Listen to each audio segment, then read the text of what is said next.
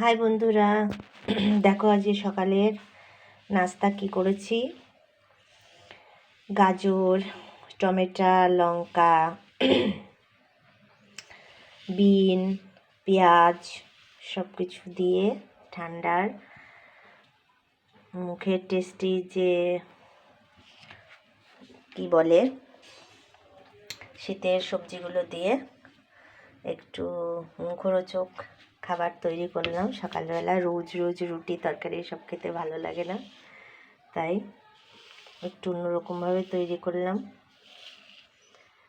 আটা দিয়ে এসব সবজি দিয়ে একটা হেলদি ফুড তৈরি করলাম। কেমন লাগছে জানিও, একটু ভালো লাগলে মন চাইলো তাই করলাম। যখন যেটা মন চায় একটা হেলদি ফুড বাড়িতেই বানিয়ে নিলাম। কেমন লাগছে জানিও। টাটা, এই পর্যন্ত আজকে। খুব ভালো থেকো সবাই, সুস্থ থেকো।